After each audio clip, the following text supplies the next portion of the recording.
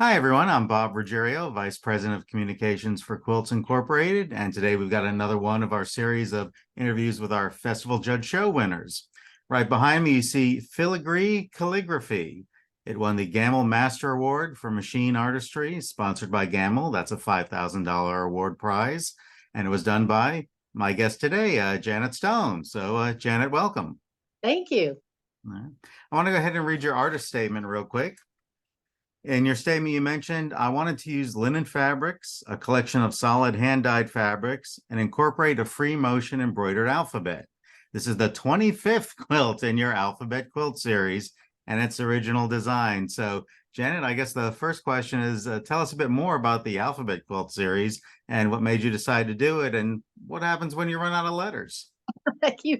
Everybody keeps asking me that. I'm sure.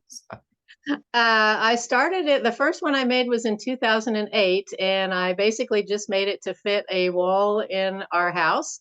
And it was kind of different from what else I had ever seen in a quilt show. So I decided to enter it in a quilt show. There was a category for the first time you'd ever entered a quilt.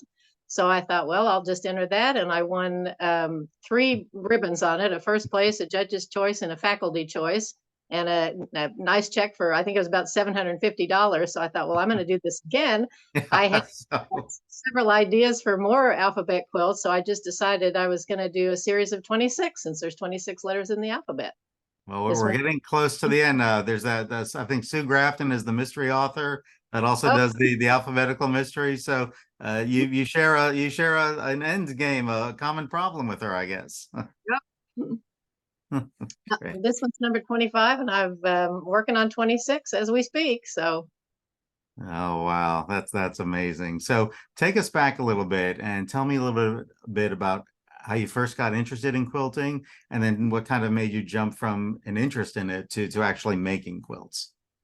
well, I remember making quilts back in my very early 20s with my mom. I think I actually have some photo evidence of that, of the quilts, but they were mostly like printed panels, and we quilted them by tying them in little knots, with the yarn and little knots. So it wasn't much actual quilting going on, but and then I kind of got out of that. I didn't get all that into it then. I did cross stitch and needlepoint for many years, and then when my husband and I moved into a new house, there was a railing, and I thought, well, that there needs to be a quilt up there on that railing. So while we were waiting for the house to be built, I made another quilt. It was just a log cabin quilt, and I just kind of got into it then. I didn't. I bought a new sewing machine, a really good sewing machine, in 2006, and that was when I made the first alphabet quilt. And I kind of taught myself how to machine quilt.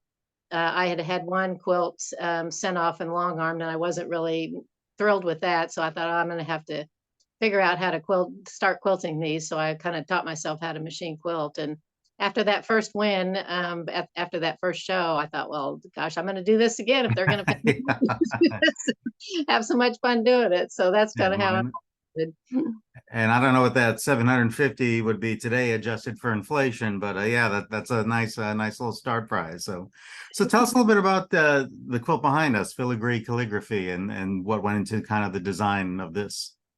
It was kind of inspired, strangely enough, by there's a series of antique, they're Jewish paper cuttings. You can look them up on Pinterest or Google somehow, but I think I found them somehow on Pinterest. But it really has absolutely nothing to do with the one that I was inspired by. I think the only element of it that ended up on this quilt was the sort of mariner's compass in the center, the medallion thing. But My giant head is keeping people from seeing. So but that was actually the only thing that came from that inspiration. And then I had a collection of I've always liked linen fabric, and I had a piece of linen fabric that I'd always wanted to use. It's a little bit heavier than cotton, so you kind of have to be careful how you use it. But and I typically use commercially printed fabrics. There is the dark red in this one is a commercially printed fabric, but I believe most of the others are hand dyes. I've collected them for some years from different people that do hand dyed fabrics, and I don't typically use them a lot, but I kind of wanted to feature them in this quilt. So Thinking back to, I guess, your evolution as a quilter, what is, I guess, the number one thing that you know today that you would have told the younger version of yourself about quilting had you had the opportunity and, had a DeLorean and been able to go back in time? Well, I think when I first started making the show quilts, I realized before I made the show quilts, I wanted to finish them within a matter of weeks. And when I made the first show quilt, I realized that you can't finish them in a matter of weeks.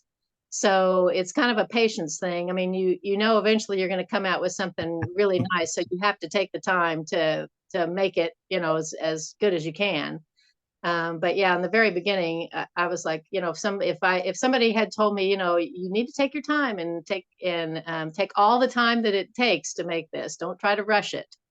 But that's what I've learned over the years of making these. It takes me about, I mean, I work a full-time job, but I do pretty much work all weekends and the evenings on the quilts. And it takes me anywhere between like 6 to 9 months to finish one. And I only work on one thing at a time, which And is did your another, before I did the show quilts, I would work on 3 or 4 things at a time. And like probably a lot of quilters have a lot of UFOs, but yeah.